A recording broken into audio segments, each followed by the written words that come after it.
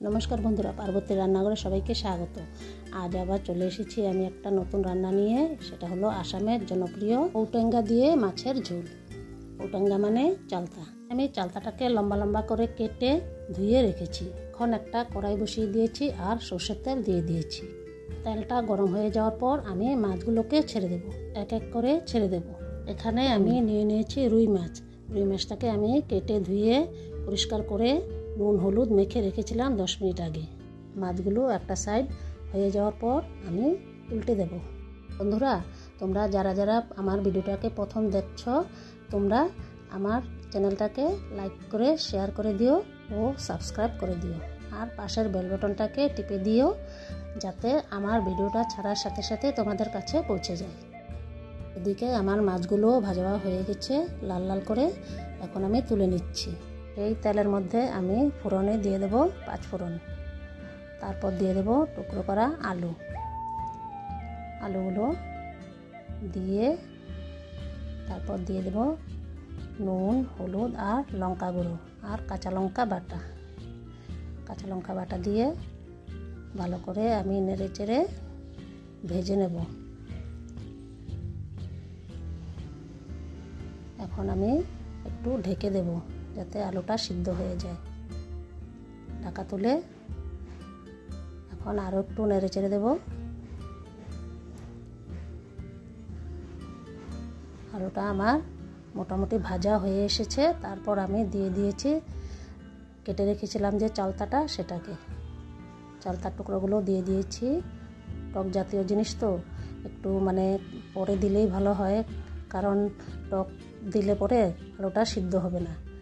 তাই আমি আলুটা মোটামুটি সিদ্ধ হওয়ার পরেই দিয়েছি, আর টক জাতীয় জিনিস সিদ্ধ হতে বেশি সময় লাগে না। এখন আমি ভাজা হওয়ার পর দিয়ে দিয়েছি জল। এখন জলটা একটু ফোটার অপেক্ষা করব। এই রেসিপিটা একদম অল্প মশলায় হয়ে যায়, আর পাতলা ঝোল গরমের মধ্যে কিন্তু খুব ভালো লাগে। যেমন স্বাস্থ্যকর তেমন সুস্বাদু। তোমরাও খেতে পারো বানিয়ে।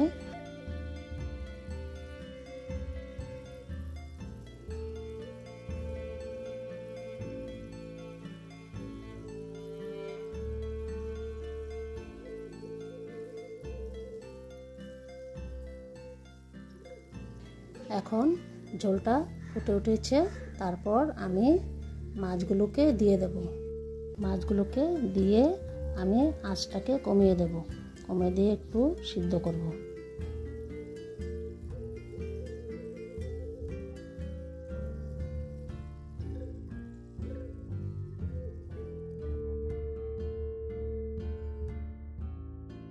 এখন আমি 2টো কাঁচা লঙ্কা দিয়ে দিয়েছি।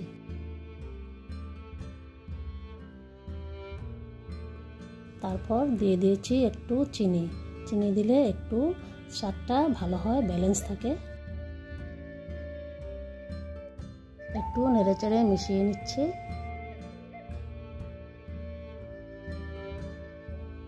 এখন একটু ঢেকে দেব যাতে চালতা মাছ সবকিছুর ফ্লেভারটা একসাথে মিশে যায়। এখন আমি ঢাকাটাকে তুলে নেব। রান্নাটা থেকে কিন্তু একটা খুব সুন্দর গন্ধ বেরিয়েছে। এখন আমি একটু দিয়ে দেব উপর থেকে ভাজা জিরে গুঁড়ো। ভাজা জিরে গুঁড়ো দেওয়ার পর দিয়ে দেব ধনেপাতা, থেকে ধনেপাতা কুচি ছড়িয়ে দিলাম।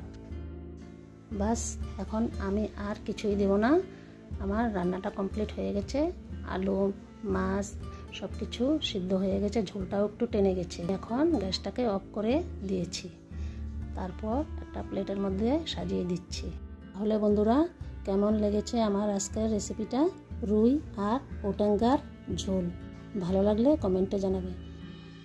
তাহলে বন্ধুরা, আজ বিদায় নিচ্ছি। দেখা হচ্ছে অন্য কোনো রান্না নিয়ে। ততক্ষণ টাটা। সবাই ভালো থেকো, সুস্থ থেকো আর সাথে থেকো।